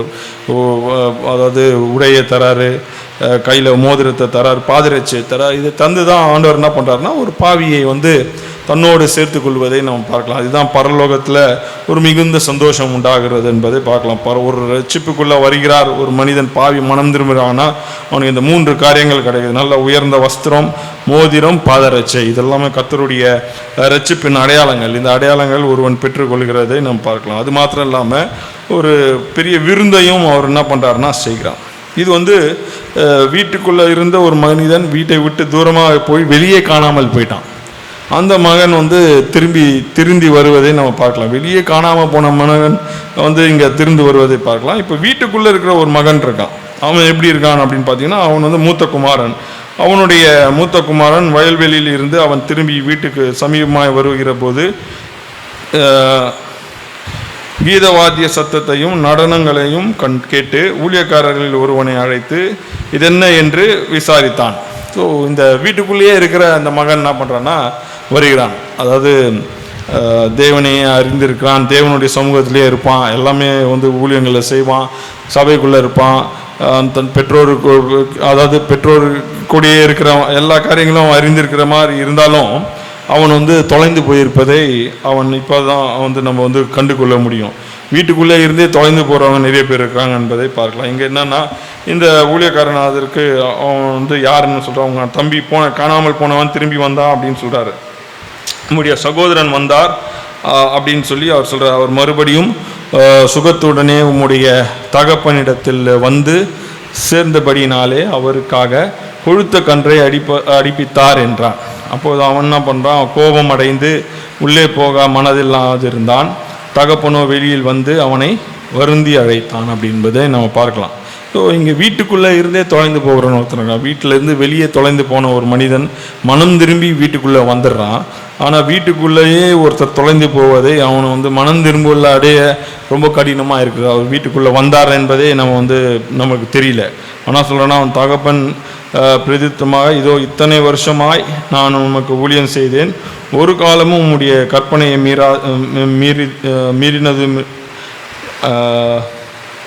மீறாதிருந்தும் என் சிநேகிதரோடே நான் சந்தோஷமாக இருக்கும்படி நீர் ஒரு காலமும் எனக்கு ஒரு ஆட்டுக்குட்டியை யாவது கொடுக்கவில்லை அப்படின்றான். அதாவது கம்பேர் பண்ணுறான், நான் உங்களோட தான் இருந்ததை வந்து நான் ஒரு நாளுமே வந்து எனக்கு நீங்கள் எதுவுமே எனக்கு கொடுக்கல அப்படின்னு சொல்லி சொல்கிறான். வேசினிடத்தில் உம்முடைய ஆஸ்தியை அழித்து போட்ட உம்முடைய குமாரன் ஆகிய இவன் வந்தவுடனே கொழுத்த கன்றை இவனுக்காக அடிப்பித்தீரே என்றான். எவ்வளோ அழகாக டிஸ்டன்ஸ் பண்ணுறான். அந்த மகனை, தன்னுடைய சகோதரனை சகோதரன் என்று எடுத்துக்காமல் என்ன சொல்கிறேன்னா தன்னுடைய அப்பாவுடைய குமாரன் அப்படின்றதை செகண்ட் பர்சனாக வந்து அட்ரஸ் பண்ணுறான். சொந்த கொண்டாடம் இல்லை அவனால். ஸோ அது போல தான் இந்த பரிசேயர்களாகிய நீங்கள் இருக்கிறீங்க அப்படின்னு சொல்லி கர்த்தர் வந்து ஒரு ஓமையை வைத்து இந்த பரிசேயர்களுக்கும் வேதப்பாரர்களுக்கும் சொல்கிறாரு. நீங்கள் என்னோட தான் இருக்கிறீங்க, தேவனுடைய வசனங்களோடு தான் இருக்கிறீங்க, தோராவை நன்றாக அறிந்திருக்கிறீங்க, நியாயப்பிரமாணங்கள், நியாயசாஸ்திரிகள், இது மோசேவின் கற்பனைகள், கட்டளைகள் எல்லாம் அறிந்திருக்கிறீங்க, சபாத்தை நீங்கள் வந்து கைப்பிடிக்கிறீங்க, பஸ்காவை நேர்த்தியாக பண்ணுறீங்க, இதெல்லாமே நல்லா தான் பண்ணுறீங்க. ஆனாலும் என்னை விட்டு தூரமாக இருக்கிறீங்க. உங்கள் மனது என்ன பண்ணுறதுனா என்னை விட்டு தூரமாக இருக்கிறது அப்படின்றத ஒரு ஓமையாக சொல்வதை வந்து நம்ம இங்கே பார்க்கலாம்.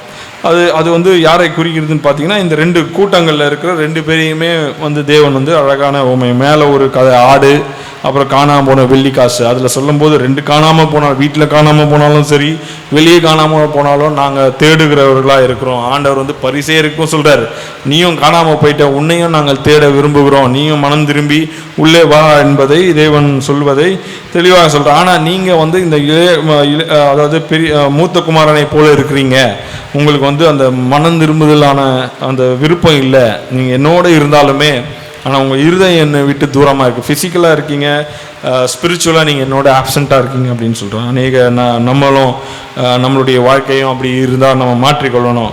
கர்த்தருடைய வழிகளில் நம்ம வந்து நடக்கிற மாதிரி இருப்போம், கர்த்தருடைய காரியங்களை கூட இருந்தாலுமே நம்ம இருதயம் கர்த்தரைக்கு உண்மையாக திரும்பாமல் இருக்கிறது. இங்கே அந்த இளைய குமாரன் மனம் பூர்வமாக என்ன பண்ணுறான்னா, தன்னுடைய பாவங்களை அறிக்கையிட்டு தன் இழந்த அந்த ரட்சிப்பை அவன் புரிந்து கொண்டு, ஐயோ நான் இழந்துட்டேன், நான் வந்து இனிமேல் தகுதி இல்லை, மகன் என்று அழைக்கப்பட தகுதி இல்லை, நான் ஒரு கூலிக்காரனாக நான் எங்கள் அப்பா வீட்டில் இருப்பேன் அப்படின்னு சொல்லி போகிறத வந்து பார்த்தாலும், அவனை வந்து அவங்க தகப்பன் வந்து தன்னுடைய மகனுடைய ஸ்தானத்திலே திரும்பவும் வைக்கிறார். மகனாகவே தான் பார்க்குறாரு, அவனை கூலிக்காரனாக பார்க்கல. அவனுக்கு தேவையான காரியங்களை தவிர, வஸ்திரம், புது வஸ்திரத்தை தவிர, உயர்ந்த வஸ்திரம், புது வஸ்திரம் கூட கிடையாது, உயர்ந்த வஸ்திரத்தை கொண்டு வந்து அவனுக்கு உடுத்தி, கைக்கு நல்ல மோதிரத்தையும் கால்களுக்கு பாதரட்சையும் போட்டார். அதாவது நல்ல ஒரு காணாமல் போன ஒரு மகன், தூர தேசத்துக்கு போய் பாவிகளோடு சஞ்சரித்து தன்னுடைய துன்மார்க்கமாக வாழ்ந்தவன் மனம் திரும்பும்போது, அவனை ரட்சிக்கும் போது, வீட்டுக்குள்ளேயே நீ வந்து இருந்து நீ மனம் திரும்பினா உன்னை நான் வந்து என்னோட சேர்த்துக்க மாட்டேனா அப்படின்பதை கர்த்தர் வந்து இந்த பரிசேயர்களுக்கும் இந்த வேதப்பாரர்களுக்கும் சொல்லுவதை நம்ம வந்து பார்க்கலாம். இந்த நாட்களிலும் நமக்கும் அதே தான். நம்ம கிறிஸ்தவர்களாக இருக்கிறோம், கிறிஸ்துவ பேரை வைத்து கொண்டு சபைக்குள்ளே இருக்கிறவர்கள் நம்ம கர்த்தரை விட்டு தூரமாக இருந்தால் நம்மையும் மனம் திரும்பி தேவனிடத்தில் வர கர்த்தர் வந்து விரும்புகிறார். நம்ம நிறைய நேரம் பாவிகள் ரட்சிக்கப்படுவதை பார்த்து பொறாமைப்படுகிறவர்களாகவும் சில பேர் இருக்கலாம். அவங்களுக்கு வந்து கர்த்தர் நிறைய நன்மையை செய்கிறார் என்பதை நம்மளும் திரித்து கொள்ளலாம் அப்படின்பதை, அவங்க சில பேருக்கு சில பாவிகளை ரட்சிக்கப்பட்டு உள்ளே வருவதையும் விருப்பம் இல்லாமல் இருக்கிறாங்க. இவன் சர்ச்சுக்கு வரான், இவன் ரட்சிக்கப்பட்டான் அப்படின்பது யோசிக்கக்கூடிய சில சூழ்நிலையில் இருக்கிறவர்களும் இருக்கலாம். ஆனால் இந்த மாதிரி காரியங்கள்லாம் நம்ம விட்டு விலகணும் அப்படின்பதை கர்த்தர் சொல்கிறார். பின்பு என்ன பண்ணுறாருன்னா, அவர் என்ன 16ஆம் அதிகாரத்தை நம்ம பார்க்கும்போது, அவர் வந்து இப்போ இந்த பரிசேயர்களுக்கும் வேதபாரர்களுக்கும் சொன்ன பிறகு அவர் என்ன பண்ணுறாருன்னா, சீஷர்களுக்கும் இதை வைத்து அவர் வந்து ஒரு சம்பவங்களை குறித்து இன்னும் நல்ல அவங்களுக்கு புரிதலாக, அதாவது சீஷர்களுக்கு வேண்டிய காரியங்களை வந்து போதிக்கிறார். ஒரே சம்பவம் தான், பாவிகளை குறித்தும் அதாவது இந்த ஆயக்காரர்களை குறித்து அவங்க வந்து இயேசுவை குறித்து அவங்க முறுமுறுத்ததை வைத்து அவங்களுக்கு சொல்லிக் கொடுக்குறது மாத்திரம் இல்லை, சீஷர்கிட்டையும் அவர் என்ன பண்ணுறாருன்னா அதுக்கும் ஒரு நிறைய காரியங்களை அவர் சொல்லிக் கொடுக்குறார். பின்னும் அவர்கள் 16ஆம் அதிகாரம் வாசிக்கும்போது, பின்னும் அவர் தம்முடைய சீஷர்களை நோக்கி, ஐஸ்வர்யவனாகிய ஒரு மனுஷனுக்கு ஒரு உக்ரானக்காரன் இருந்தான். அவன் தன் எஜமானுடைய ஆஸ்திகளை அழித்து போடுகிறதுக்காக எஜமானுக்கு அறிவிக்கப்பட்டது. அதாவது இது ஒரு நல்ல ஒரு கதையை வந்து ஆண்டவர் என்ன பண்ணுறாருன்னா சீஷர்களை வைத்து சொல்கிறார். சீஷர்களுக்காக சொல்கிற காரியம், ஒரு ஐஸ்வர்யவான் இருக்கிறான், ஒரு மனுஷனுக்கு என்ன பண்ணுறான்னா ஒரு வேலைக்காரன் இருந்தான். அவன் என்ன பண்ணுறான், தன் எஜமானுடைய ஆஸ்தியை அழித்து போடுகிறவனாக இருந்தான். ஸோ ஒரு வேலைக்காரனுடைய வேலை வந்து எஜமானுடைய இன்கம்மை பெருக்க பண்ணுகிறவனாக தான் இருக்கணும்.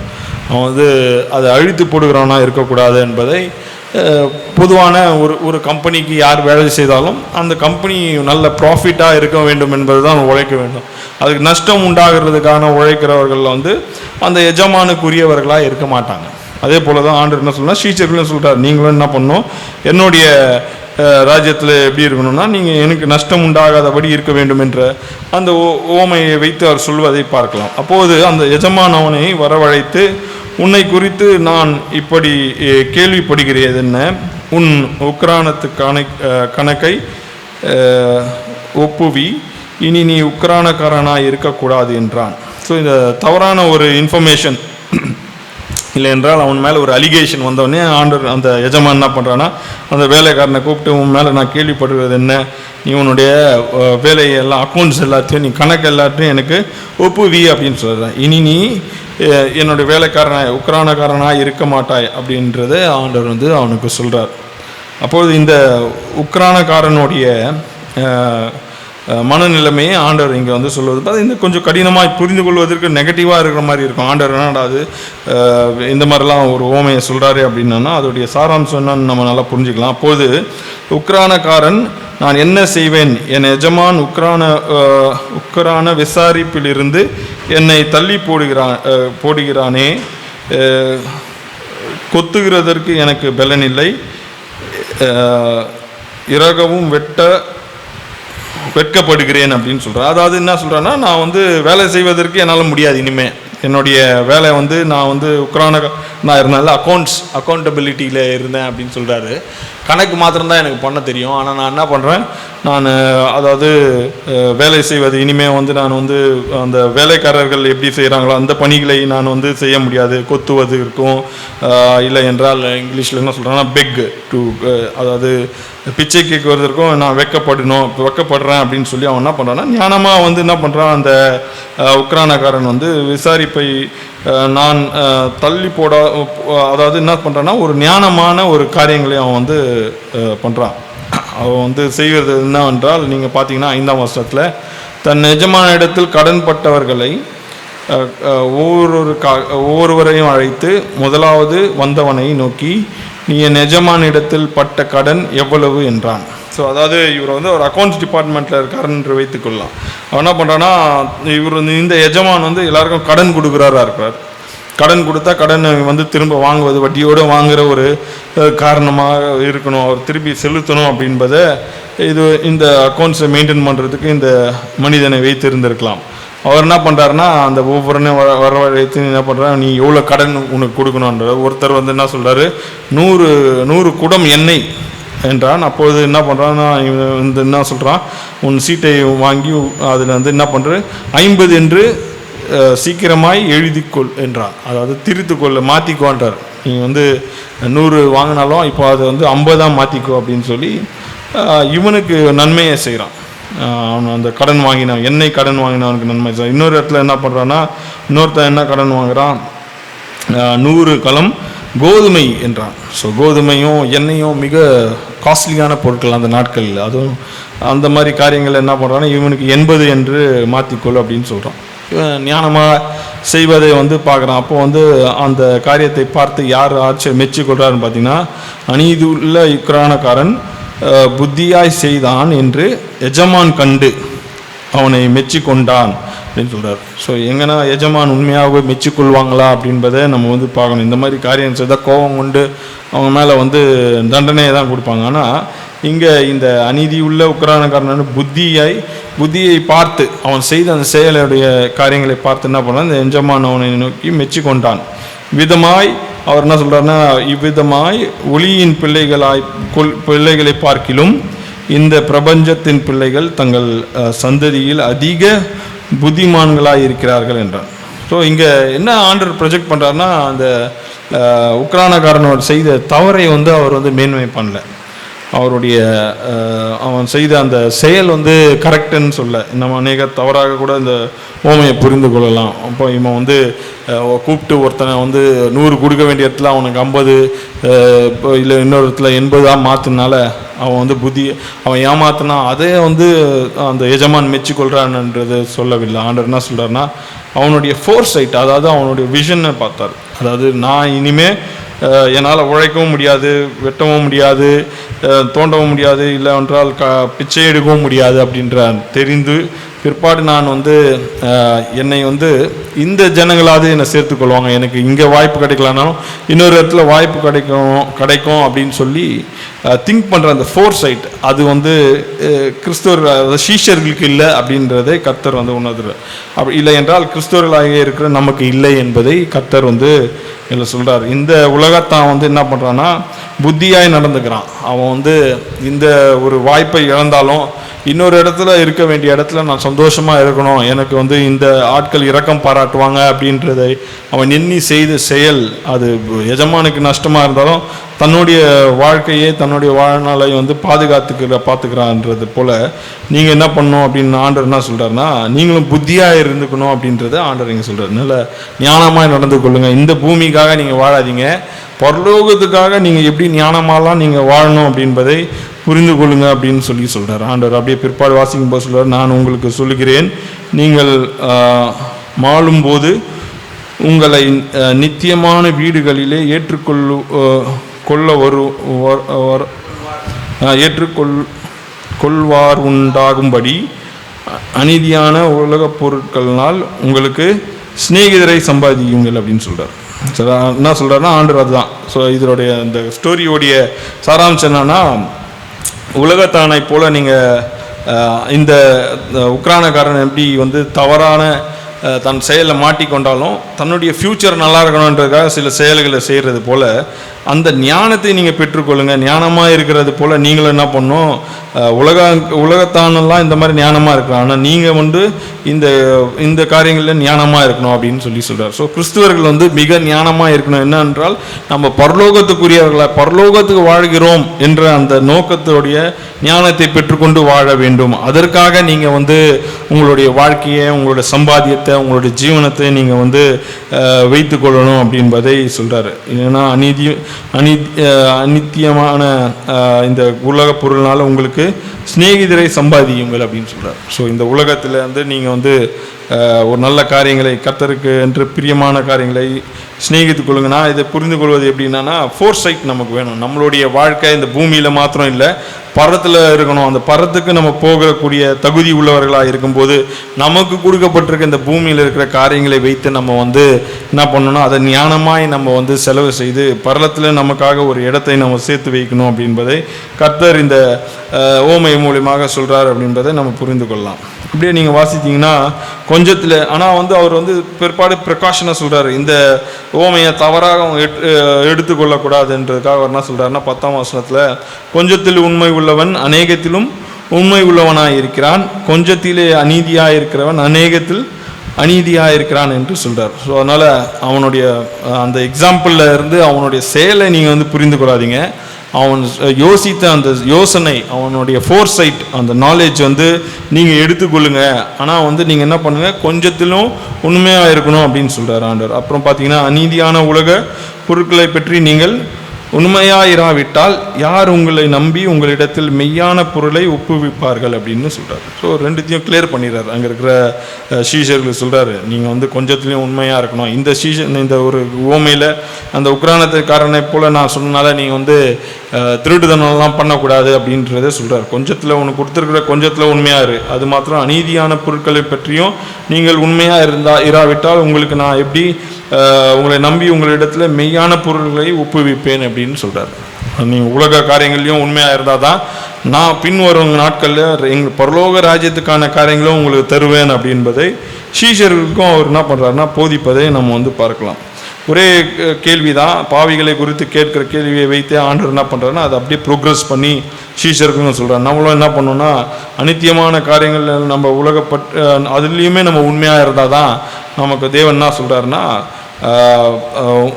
அவர் நம்புகிற, அதாவது நல்ல மெய்யான பொருட்களை நமக்கு வந்து ஒப்புவிப்பார் அப்படின்றதை நம்ம வந்து புரிந்து கொள்ளலாம். ஸோ நமக்கு கொடுக்கப்பட்டிருக்க ஒவ்வொரு காரியங்களையும் நம்ம உண்மையாக இருக்கணும் அப்படின்பதை இந்த ஓமை மூலியமாக கர்த்தர் என்ன சொல்கிறாருன்னா சீஷர்கள் சொல்கிறார். அது மாத்திரம் இல்லாமல் ஞானமாக இருங்க, நீங்கள் உங்களுக்கு கொடுக்குற பணிகளை நீங்கள் சிறப்பாக செய்யுங்க, பரலோகத்துக்கான ஒரு பொக்கிஷங்களை நீங்கள் சேர்த்து வைங்க, இங்கே நீங்கள் இழந்தாலும் அங்கே பெற்றுக்கொள்வீங்க.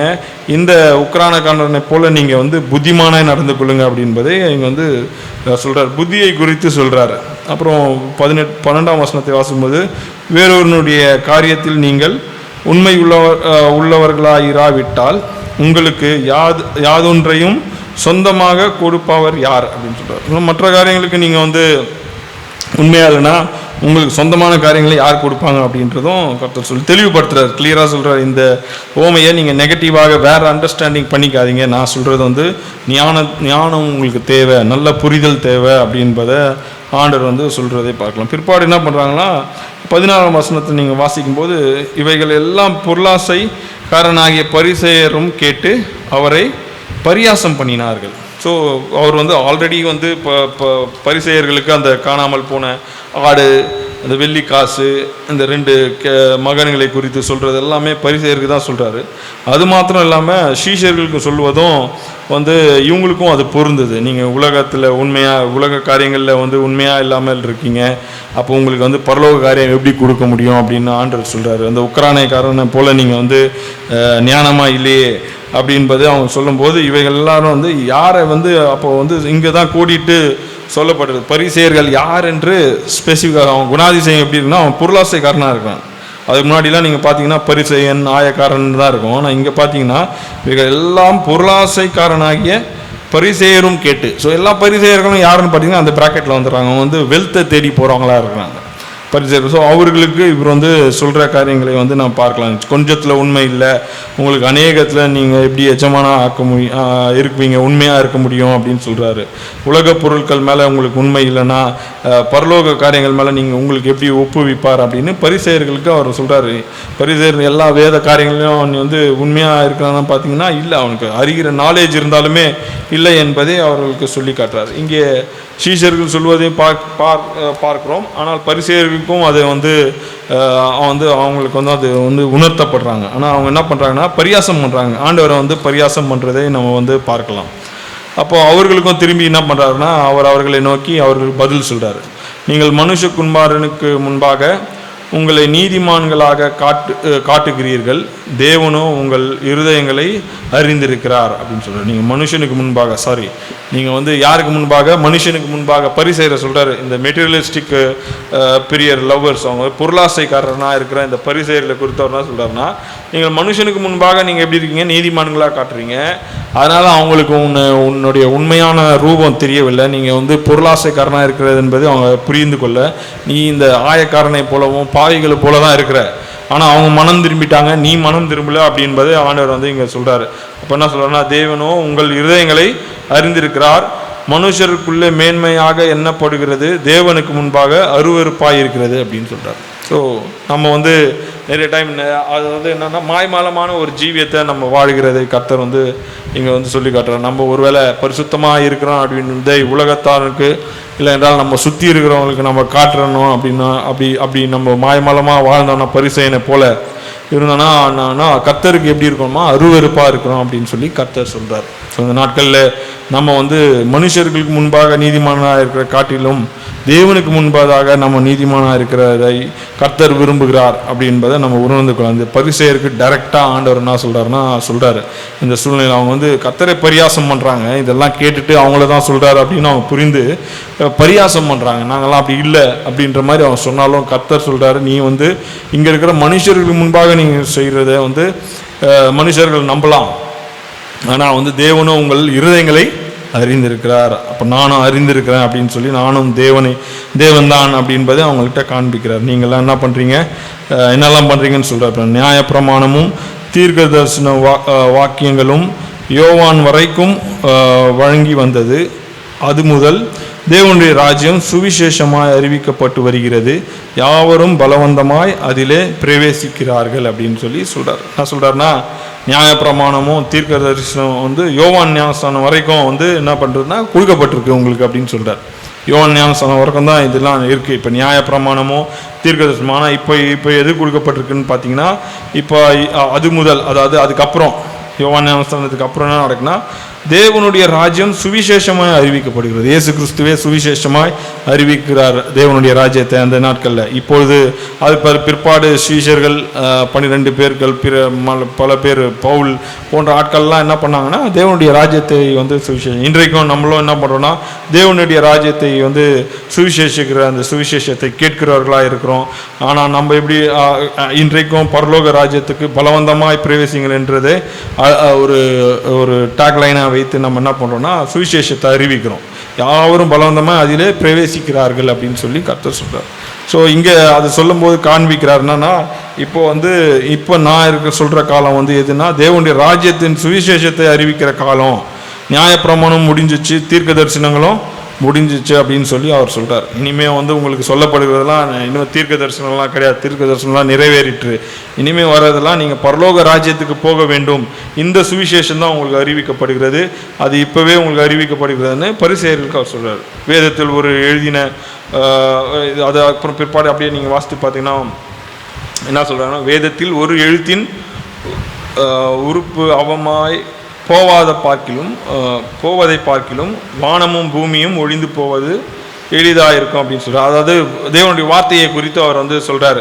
இப்போ நான் சொன்ன காரியங்கள்லாம் வந்து ஒழியாது, வானமும் பூமியும் ஒழிந்து போவோம், ஆனால் தேவனுடைய வார்த்தை ஒருபோதும் ஒழியாது அப்படின்பதை அவங்களுக்கு வந்து தெள்ளந்தெளிவுமாக கர்த்தர் வந்து சொல்வதை நம்ம பார்க்கலாம். அதுக்கப்புறம் பார்த்திங்கன்னா அப்புறம் வந்து நிறைய காரியங்களை சொல்லிட்டு சில காரியங்களும் 17-18 இந்த பரிசேயர்கள்லாம் எப்படிலாம் இருக்காங்க அப்படின்பதையும், இல்லை என்றால் தேவனை விட்டு பிரிந்தவர்கள் என்ன காரியங்கள்லாம் செய்கிறாங்கன்னு சொல்கிறார். என்ன பண்ணுறாங்கன்னா, தன் மனைவியை தள்ளிவிட்டு வேறு ஒருத்தியை விவாகம் பண்ணுகிறவன் விபச்சாரம் செய்கிறான், புருஷனாலே தள்ளப்பட்டவளை விவாகம் பண்ணுகிறவனும் விபச்சாரம் செய்கிறான் அப்படின்பதை ஆண்டவர் வந்து அங்கே ஸ்பெசிஃபிக்காக இந்த 2 காரியங்களை அங்கே சொல்வதை வந்து அந்த பரிசேயர்கள் வந்து பணப்பிரியர்கள் மாத்திரம் இல்லை, இந்த மாதிரி காரியங்கள்லையும் அவங்க வந்து இருக்கிறாங்க என்பதை சொல்கிறார். ஐஸ்வர்யமுள்ள ஒரு மனுஷன் இருந்தான் அப்படின்னு சொல்லி நெக்ஸ்ட்டு வந்து பணக்காரன் அந்த அது ஐஸ்வர்யவானும் ஏழை லாசருக்கு கதையை குறித்தும் வந்து அவர் என்ன பண்ணுறாருன்னா போதனையாக இன்னொரு ஓமையாக பரிசேயர்களுக்காகவே சொல்கிறார். அப்படின்னு பார்க்கும்போது இந்த கதையை நமக்கு நல்லாவே தெரியும். ஒரு ஐஸ்வர்யவான் இருந்தான். அந்த ஐஸ்வர்யவானுடைய வாசல் படியிலேயே ஒரு ஏழை லாசரு, அந்த லாசர் என்று அந்த ஏழைக்கு பேர் வேற ஆண்டவர் கொடுக்குறாரு. பார்த்தீங்கன்னா வாசிக்கலாமே. ஐஸ்வர்யமுள்ள ஒரு மனுஷன் இருந்தான். அவன் ரத்தாம்பரமும் விலையேற பெற்ற வஸ்திரமும் தரித்து அனுதினமும் சம்பிரமாய் வாழ்ந்து கொண்டு இருந்தான் அப்படின்பதை பார்க்கலாம். இந்த ஐஸ்வர்யவனுடைய வாழ்க்கை குறித்து பார்க்கும்போது அவன் என்ன பண்ணுறான்னா, ரத்தாம்பரமும் விலையேற பெற்ற வஸ்திரமும் வந்து என்ன பண்ணுறான்னா தரித்து கொண்டு அனுதினமும் என்ன பண்ணுறான், சம்பூர்ணமாய் வாழ்கிறான். அதாவது அவனுக்கு அது ஒரு குறையும் இல்லாமல் வாழ்கிறான். ஆனால் 20ஆம் வசனத்தில் லாசரு என்னும் பேர் கொண்ட ஒரு தரித்திரனும் இருந்தான். அவன் பற்கள் நிறைந்தவனாய் அந்த ஐஸ்வர்யவானுடைய வாசல் அருகே கிடந்தான் அப்படின்பதை நம்ம பார்க்கலாம். ஒரு பணக்காரன் ஒரு ஏழையை குறித்து ஆண்டவர் வந்து சொல்கிறார். பொருளாசையை வைத்து இந்த பரிசேயர்களை, பொருளாசைக்காரனாகிய பரிசேயர்களுக்கு சொல்கிற ஒரு கதை. ஒரு ஐஸ்வர்யவான் இருந்தான், அவன் சம்பூர்ணமாக இருந்தான், அவனுக்கு எல்லாமே இருந்தது. ஆனால் அவனுடைய வாசலுக்கு பக்கத்துலேயே யார் இருந்தான்னு பார்த்தீங்கன்னா ஒரு பிச்சைக்காரன். அதாவது அவனு பிச்சைக்காரன் மாத்திரம் இல்லை, ரொம்ப இன்னும் மோசமாக இருக்கான். அவன் சரீரம் எல்லாம் முழுதும் என்னன்னா பற்களாய் நிறைந்தவனாக இருந்தான். அவனுடைய நிலைமை பார்த்தீங்கன்னா அவனுடைய அதாவது பணக்காரன் வந்து என்ன பண்ணான், அவனுடைய மேஜில் இருந்து விழுந்து துணி கைகள்னாலே தன் பசியை ஆற்ற ஆசையாக இருந்தான். நாய்கள் வந்து அவன் பொருட்களை நக்கிற்று அப்படின்னு சொல்கிறான். இந்த அதாவது இந்த தரித்திரன் வந்து அந்த ஐஸ்வர்யனுடைய மேஜிலேருந்து விழுந்த துணி கைகள் ஒரு வேளை பெருக்கி வெளில தள்ளும்போது அதை சாப்பிடலான்னு பார்த்தாலும் அது கூட ஆசையாக தான் இருந்தான், சாப்பிட்ட மாதிரி தெரியல. அவனுடைய புண்களை நாய்கள் வந்து தெருநாய்கள் வந்து என்ன பண்ணுதுன்னா நக்குது அப்படின்னு சொல்லி போடுறான். அவனுடைய நிலைமை ரொம்ப மோசமாக இருக்கிறதை காட்டில் பார்க்கலாம். ஆனால் பின்பு அந்த தரித்திரன் மரித்து தேவ தூதரால் ஆபிரகாமுடைய மடியிலே கொண்டு போய்விடப்பட்டான். ஐஸ்வர்யவானும் மரித்து அடக்கம் பண்ணப்பட்டான் அப்படின்றது டிஃப்ரென்ஸை வந்து காட்டுறாரு. இங்கே அதுக்கு நடுவில் நிறைய காரியங்கள் வந்து ஆண்டவர் சொல்லலை. என்ன சொல்லனா, இந்த தரித்திரன் வந்து தேவனுக்கு பயந்தவனாக இருந்தான் அப்படின்பதை நம்ம வந்து புரிந்து கொள்ளலாம். ஏன்னா அவன் எங்கே போகிறான், நேராக அவன் மரித்த போது தேவதூதர்கள் ஆபிரகாமின் மடியிலே கொண்டு போய் விடப்பட்டான். அதனால் பார்க்கும்போது அப்போ அவன் வந்து பண ஆசை இல்லாமல் இருந்தான், துன்மார்க்கமாக வாழலை, கர்த்தருடைய நாமத்தை வந்து அவன் தூஷிக்கலை. இவன் வந்து தரித்திரனாக இருந்து அவனுடைய நிலைமை மோசமாக இருந்தாலும் கர்த்தருக்கு பிரியமாக இருந்த நிமித்தம் தான் அவன் வந்து எங்கே போகிறான்னா ஆபிரகாம் மடியிலே பரலோகத்துக்கு போகிறான். எல்லாமே இருந்த இந்த ஐஸ்வர்யவான் எப்படின்னா மரித்து போனான் அப்படின்னு ஆண்டு முடிக்கிறார்.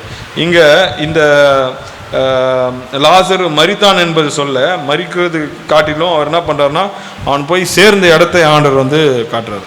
இங்கே ஐஸ்வர்யவானும் வந்து மரித்து அடக்கம் பண்ணப்பட்டான். அப்புறம் பிற்பாடு அவனுடைய காரியங்கள்லாம் பார்த்தீங்கன்னா பாதாளத்தில் அவன் வேதனை படுகிற போது தன் கண்களை ஏறெடுத்து தூரத்தில் ஆபிரகாமையும் அவன் மடியிலே லாசருவையும் கண்டான்.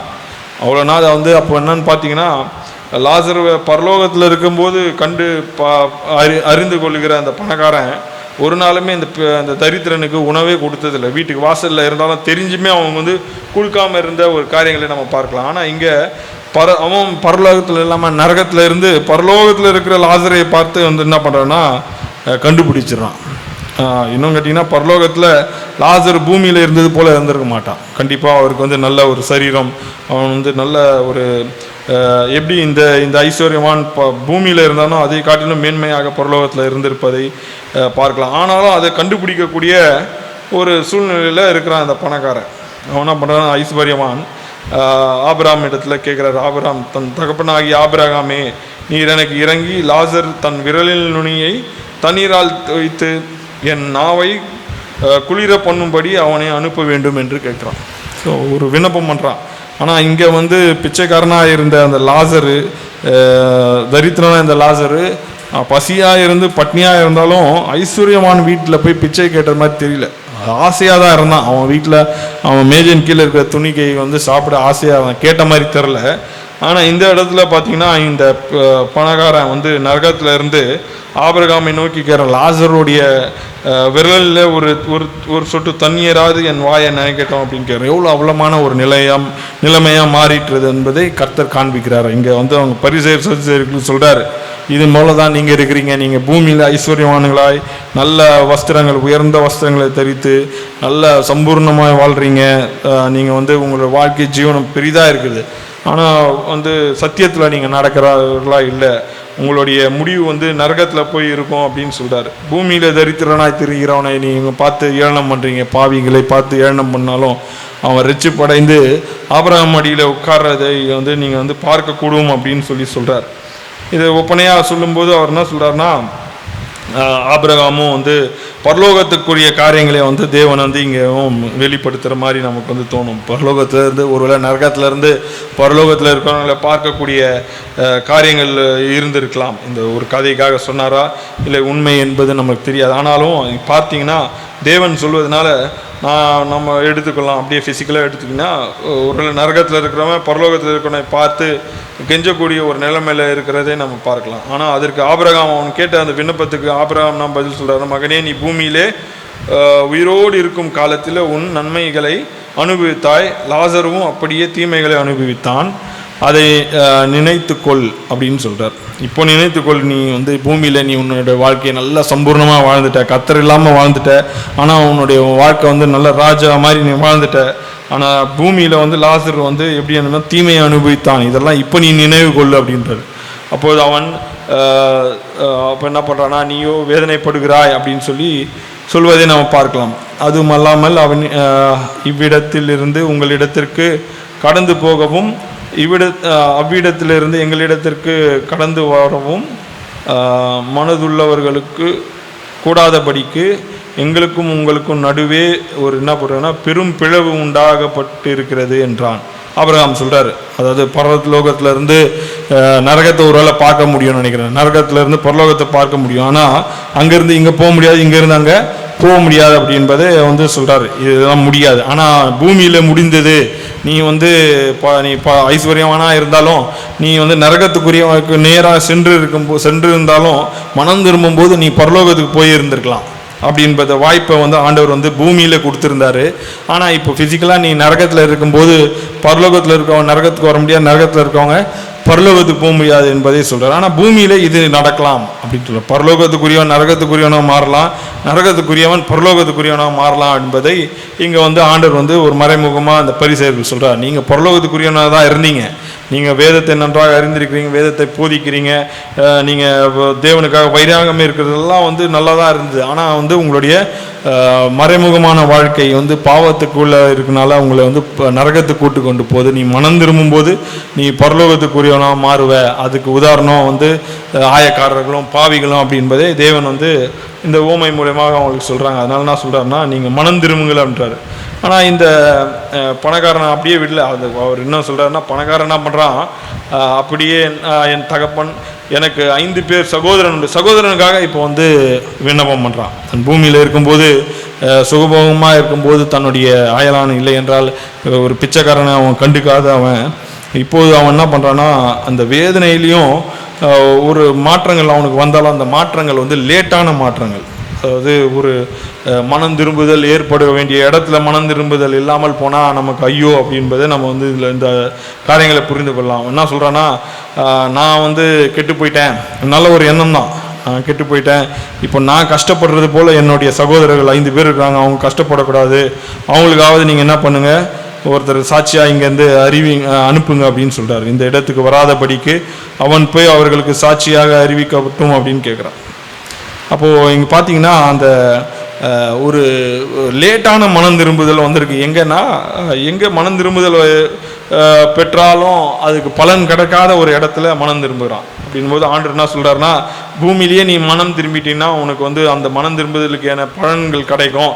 ஆனால் நீ நரகத்துக்கு போயிட்ட பிறகு மனம் திரும்ப உனக்கு வாய்ப்பு இருந்தாலும் அந்த வாய்ப்பு வந்து பலன் கொடுக்காது அப்படின்னு சொல்லி ஆண்டவர் சொல்கிறார். அப்பொழுது அவன் பார்க்குறான், அப்படியானால் தகப்பனே எனக்கு 5 பேர் சகோதரர் உண்டு, அவர்களுக்கு வேதனை உள்ள இந்த இடத்துக்கு வராதபடிக்கு அவன் போய் அவர்களுக்கு சாட்சியாய் அறிவிக்கட்டும் அப்படின்னு சொல்கிறான். ஸோ இந்த வேதனையெல்லாம் இடத்துக்கு என் சகோதரர்கள் வராமல் இருக்கட்டும் அப்படின்னு சொல்லி கேட்குறான். ஆனால் ஆண்டவர் என்ன சொல்கிறாருன்னா, ஆபிரகாம் என்ன சொல்கிறாருன்னா, நீர் அவனை என் தகப்பன் வீட்டுக்கு அனுப்பும்படி உம்மை வேண்டிக் கொள்கிறேன் என்றான். அப்போது ஆபிரகாம் என்ன பண்ணான், ஆபிரகாம் அவனை நோக்கி, அவர்களுக்கு மோசேயும் தீர்க்கதரிசிகளும் உண்டு, அவர்களுக்கு அவர்கள் செவி கொடுக்கட்டும் என்றான். உனக்கு எப்படி இருந்த வாய்ப்பு இருந்ததோ அதே போல தான் வாய்ப்பும் அவங்களுக்கும் கொடுக்கப்பட்டிருக்கு, அவங்க அது கீழ்ப்படிட்டோம் அப்படின்னு சொல்கிறாரு. மோசே நியாயப்பிரமாணம் இருக்குது, தீர்க்கதரிசிகளும் உண்டு, அதுக்கப்புறம் தேவனே சொல்கிறாருனால தேவனும் இருக்கிறார், ஆண்டவரே இருக்கிறார் என்பதை நாம் புரிந்து கொள்ளலாம். பரலோக ராஜ்யம் அது முதல் தேவனுடைய ராஜ்யம் சுவிசேஷமாக அறிவிக்கப்படுகிறது என்பதை சொல்கிறார். அப்போ அவன் என்ன பண்ணுறான்னா, அவனுடைய மனம் திரும்புதல், அவனுடைய வேண்டுதல், விண்ணப்பங்கள்லாம் பூமியில் தான் கேட்கப்படும். நம்ம வந்து பூமிக்கு விட்டு நம்ம பிரிந்து போயிட்டால் நம்மளுடைய விண்ணப்பங்கள், வேண்டுதல்கள், நம்மளுடைய ஜபங்கள், நம்மளுடைய மனம் திரும்புதல்லாம் கேட்டாலும் பலன் கொடுக்காது அப்படின்பதை நம்ம வந்து புரிந்து கொள்ளலாம். இங்கே அதுதான் வந்து ஆண்டவர் தெளிவாக சொல்கிறார். இந்த பணக்காரனை வைத்து நம்ம பார்க்கும்போது அவன் வந்து பூமியில் திருந்த வேண்டிய காரியங்கள் எல்லாம் நரகத்தில் போய் செய்கிறான்.